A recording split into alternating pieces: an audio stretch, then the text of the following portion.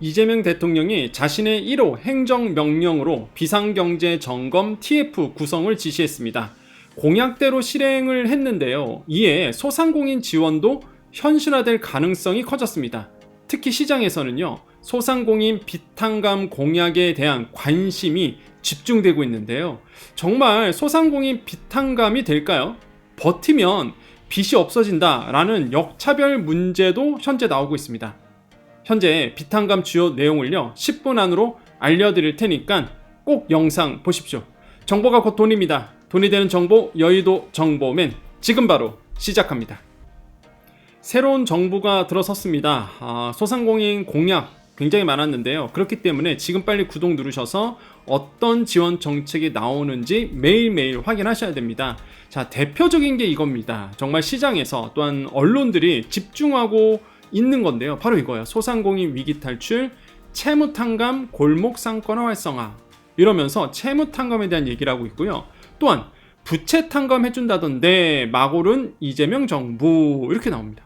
또 빚탕감하고 상환유예라고 해서 지금 모든 언론과 그다음에 모든 관심이 과연 소상공인 빚탕감 공약이 현실화될 것인가에 대한 집중이 되고 있죠. 자, 이재명 대통령은요, 이런 얘기를 했습니다. 지난 18일 경제 분야 TV 토론회에서 후보 시절에요, 직접 소상공인 채무탕감을 강조했었거든요. 이렇게 얘기했어요. 코로나19 극복 과정에서 국가가 채무를 감당하지 않아 자영업자들이 현재까지 빚에 허덕이고 있다라고 이제 지적을 했습니다. 이거는요, 이제 이재명 대통령이 과거 공약, 후보 시절에 또 다른 데서 이제 얘기했던 건데, 이런 인식을 가지고 있어요. 국가가 부담해야 할 위기 극복 비용을 자영업자 국민들에게 더 떠넘긴 것이 결정적이었다. 무슨 얘기야? 지금 소상공인들이 힘든 이유가 그 당시에 국가가 책임져야 될 일을 소상공인에게 떠넘겼다. 그래서 다른 국가들은 국가 부채가 늘어나는 것을 감수하면서까지 국가가 자영업자들을 지원해 줬는데, 우리나라는 그 극복 과정에서 자영업자들에게, 국민들에게 돈을 빌려줘서 그 국민들이 비용을 부담하도록 했다. 코로나 때 대출 많이 해줬죠. 그래서 지금 소상공인이 힘든 이유가 그 당시에 대출해준 것 때문에 그렇다. 그거 원래 나라가 했어야 되는데, 이런 인식을 가지고 있습니다.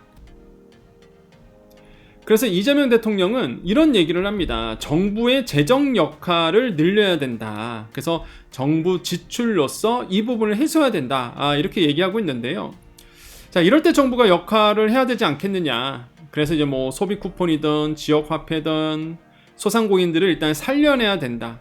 큰 부채 문제를 조정해줘야 된다. 가장 큰 것은 부채 문제를 조정해줘야 된다라고 얘기를 했습니다. 그래서 이렇게 얘기했죠. 일부는 탕감하고 상환기간도 연장을 해주고 거기에다가 이자 좀 조정해주는 것 반드시 필요하다라고 얘기했는데요.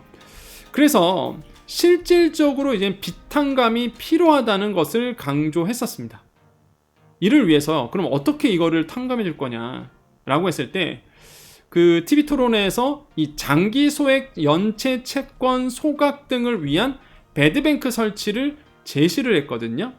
자, 배드뱅크는요, 부실 자산과 채권을 사들여 처리하는 기관으로 소상공인 부실 자산을 정부 재정으로 보존하는 것이 핵심입니다. 이게 바로 배드뱅크라고 얘기를 해요. 중요한 게 있습니다. 이재명 대통령이 얘기했던 것은 소상공인의 부채를 탕감해주고 경감해하는 건데, 그 방법으로 배드뱅크 설치를 이제 제시했거든요.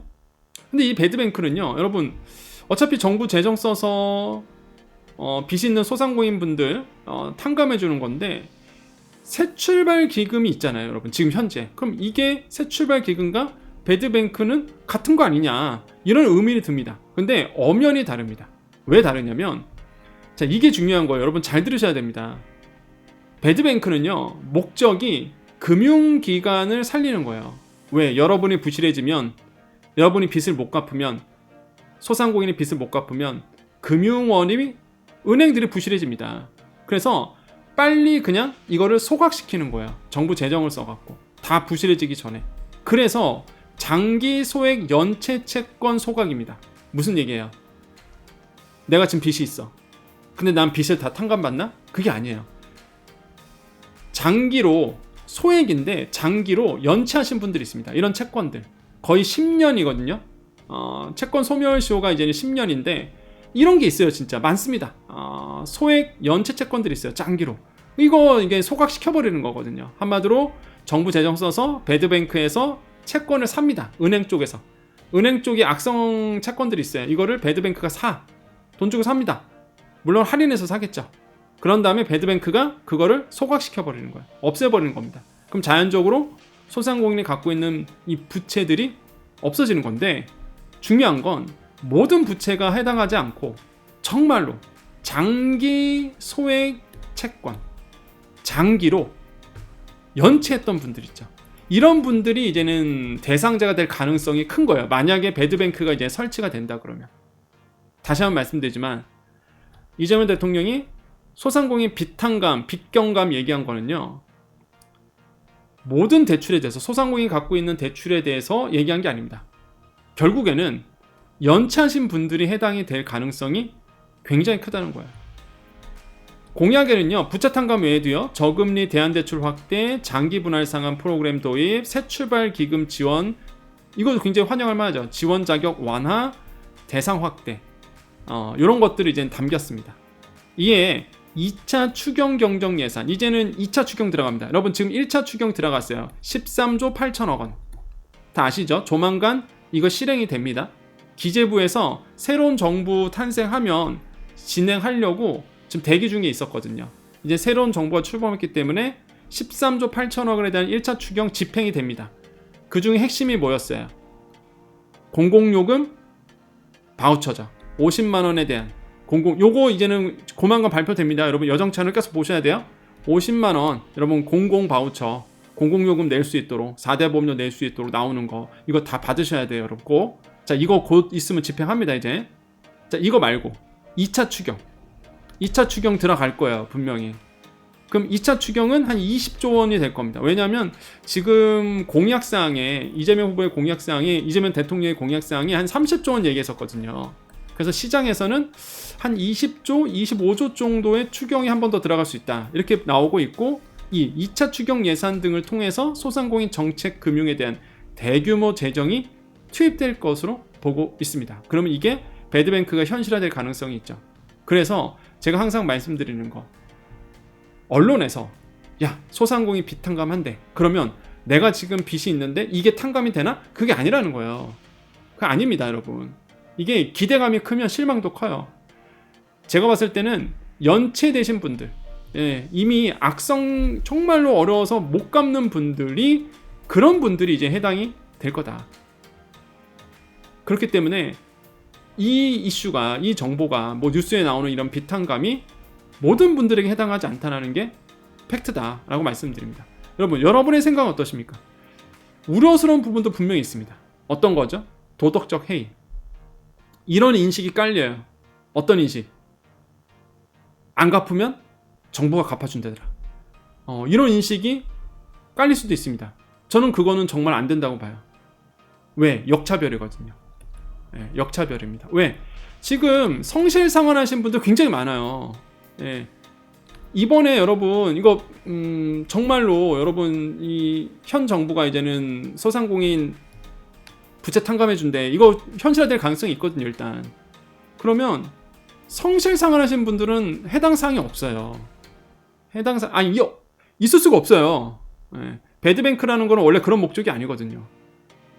악성 채무에 대해서, 정말 악성 채권에 대해서만 들어가는 것도 소각시켜보는 거라서 성실상환제에 대한 혜택이 없을 겁니다. 이게 역차별이라고 보거든요. 성실상환하신 분들 꽤 많습니다. 진짜 많아요. 내가 먹을 거 안 먹고, 쓸 거 안 쓰고, 진짜 아껴서 빚 갚고 있는데 이런 분들에게는 혜택이 없는 거죠. 그래서 저는 성실상환하신 분들에 대한, 이분들이 정말 여유가 있어서 갚는 건 아니거든요. 이런 분들에 대한 지원도 해줘야 된다. 이거를 놓치면 안 된다. 현 정부가 이 성실상환하신 분들에 대한 배려도 해줘야 된다. 이거 진짜 놓치면요, 소상공인들 민심 또 떠납니다. 그래서 저는 현실적인 방법은 진짜 뭐 될지 안 될지 모르겠지만, 그냥 어차피 그 인식 자체가 코로나 때 받았던 대출에 대해서 코로나 때 정부가 책임져야 될 것을 자영업자한테 떠넘겼으니까 그게 인식이잖아요. 아까 보여드렸잖아요. 제가 이재명 대통령이 얘기했던 거. 그럼 그게 인식이라 그러면 그냥 깔끔하게 손실보상 소급 적용하는 거죠. 손실보상 소급 적용 그 당시 못했던 거 하고 그럼 되는 거 아니에요? 그리고 그 이제는 사각지대에 계신 분들 분명히 있습니다. 그런 분들에 대한 또 이제는 추경을 통해서 지원해주고 무엇보다 성실상을 하신 분들 이게 역차별 당하고 있어요. 제가 봤을 때는 좀 역차별입니다. 왜냐면 성실상을 하신 분들한테는 그렇게 지원이 저는 잘 못 봤어요. 사실 인식 자체가 그런 거죠. 야 부채 잘 갚고 있으니까 좀 여유가 되나 보다 뭐 이렇게 인식하는 것 같아요. 근데 진짜 이게 현실은 그렇지 않거든요. 이거를 꼭 말씀드리고 싶습니다. 계속 요 문제가 나올 거거든요. 지금 언론에서도 집중하고 있고 지금 저는 이제 여의도 있다 보니까 알잖아요. 분위기가 지금 공약사항이 굉장히 빠르게 지금 진행되고 있습니다. 오늘 하루 만에 지금 엄청 빠르게 진행된 것도 되게 많아요. 제가 뭐 그런 거 다루는 사람이 아니다 보니까 말씀을 안 드릴 뿐이지 저는 소상공인 자영업자 특고 프리랜서 여러분에 대한 복지, 여러분에 대한 지원 이런 걸 말씀드리잖아요. 이 부분만 말씀드리는 거예요. 이외에 되게 진행되는 게 많은데 공약사항이거든요. 공약사항. 이거 여러분 중요합니다. 이거 현실화될 가능성이 있거든요. 그래서 성실상환하신 분들에 대한 지원 정책 꼭 현 정부가 챙겨서 지원해줘야 된다. 다시 한번 말씀을 드리겠습니다. 여러분의 생각 어떠신가요? 여러분의 생각을 남겨주십시오. 여정 채널이요. 또 이번 대선 때 정말 많은 분들이 그 소상공인뿐만 아니라 소상공인 단체 기관부터 위에 분들이 굉장히 많이 보셨어요. 그래서 저도 깜짝 놀랐던 게 각 정당의 공약들 보면은 우리 여정 채널 여정 가족님들이 얘기했던 거 있죠. 아까도 보여드렸잖아요. 새출발기금 대상자 너무 협소해서 넓혀야 된다. 더 완화시켜야 된다. 그 다음에 또 많이 얘기했던 게 부채 탕감도 있을 거고요. 그 다음에 또 하나가 채무조정, 정책자금 대출, 정책자금 늘려줘야 된다. 그 얘기가 공약사항에 다 있거든요. 그래서 큰 역할을 했다. 정말 여러분의 의견이 큰 역할을 했습니다. 그러면 지금 상황에서 이제는 현실화될 가능성이 커졌잖아요. 이게 지금 공약사항이니까. 그러면 지금 상황에서 현 정부가 뭘 놓치면 안 된다. 이거는 꼭 챙겨야 된다. 이거는 현 정부가 놓치면 안 된다라는 거를 여러분 적어주셔야 됩니다. 댓글로. 그래야 위에 분들을 보시고 예를 들어서 성실상환자들 이분들도 있구나. 이렇게 인식을 하는 거야. 아시겠죠? 자, 오늘 정보 여기까지입니다. 자, 우리 여정 가족님들만 남아 계십시오. 여정 가족님들 안내 말씀이 있습니다. 자, 6월에 여정 아카데미는요, 유튜브 강의를 합니다. 5월 달에는요, 블로그 강의였고요. 매달 있는 이 여정 아카데미, 소상공인 자영업자분들 장사 잘할 수 있도록 매출을 올릴 수 있도록 마케팅을 가르치는 여정 아카데미는요, 6월 반은 유튜브입니다. 그래서 유튜브를 시작하고 싶으신 분들 또는 유튜브가 뭐지? 한번 나도 해볼까? 이런 마음이 있으신 분들 도전하셔야 됩니다. 그래야지만 얻습니다. 그렇기 때문에 유튜브를 아주 기초부터 알려드리니까요. 여러분 신청하십시오. 그래서 저랑 같이 공부를 하자는 거죠. 그래서 정말로 많은 분들이 신청을 하셨고요. 이제 이번에는 유튜브고요. 6월에는 유튜브입니다. 자, 커리큘럼 평가 좋고요. 보시면은 녹화 강의 다 드립니다. 내가 빠지더라도요 6개월 동안 계속 볼 수 있어요. 녹화 강의 다시 보기 페이지가 있습니다. 여러분을 위해서 만든 페이지인데요. 관리자 페이지 보내드리니까 언제든지 접속하셔서 볼 수 있고요. VOD 강의 있고요. 실시간 강의 6월 10일 다음 주 목요일입니다. 그래서 오후 7시부터 9시까지 저랑 같이 라이브로 저랑 같이 공부를 하게 될 거예요. 12일, 19일, 26일 이런 식으로. 그래서 보충 강의도 있고요. 그래서 같이 공부를 하셨으면 좋겠어요. 여정님 저는 좀 나이가 있어 갖고요. 이런 거 할 수 있을까요? 하시는데 다 배우셨습니다. 유튜브 여기 여유입 4기예요. 4기 벌써. 4기입니다. 블로그 강의는요 벌써 9기였어요. 꽤 오래됐죠. 그러니까 정말 많은 분들이 만족하시니까 진행하는 거거든요. 자, 여유입 여정 유튜브 입문반 여유입 4기 신청은요 여기 링크 드릴게요. 여기서 요 링크 누르셔도 되고요. 아니면 나는 스마트 스토어가 편하다 하신 분들은, 네이버가 편하다 하신 분들은 네이버 가셔서 이렇게 여정대학을 검색하십시오. 좀 안 보이는데 여기다 보이죠? 여정대학을 네이버에서 검색하시고 쇼핑 누르셔야 돼요. 쇼핑. 이 쇼핑을 누르면 이렇게 나옵니다. 이렇게 나올 거예요.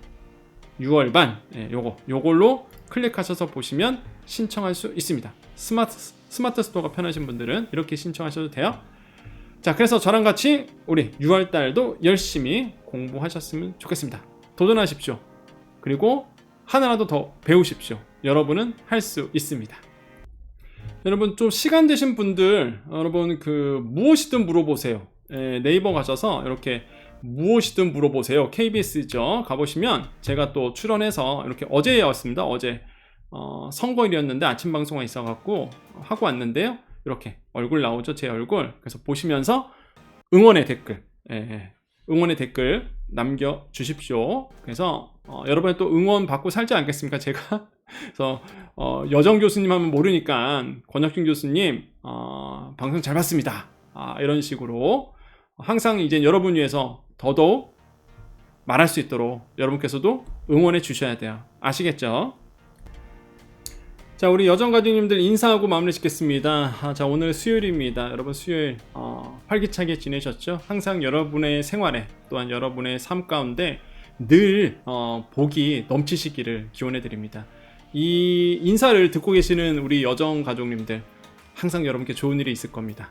항상 즐거운 일만 있을 거고요. 무엇보다 부자 되실 겁니다. 여러분 힘내십시오. 인사드립니다. 오늘도 내일도 우리에게 좋은 일이 일어납니다. 오늘도 내일도 우리에게 좋은 일이 일어납니다. 오늘도 내일도 우리에게 좋은 일이 일어납니다. 여기까지 여의도 정보맨 여정이었습니다. 감사합니다.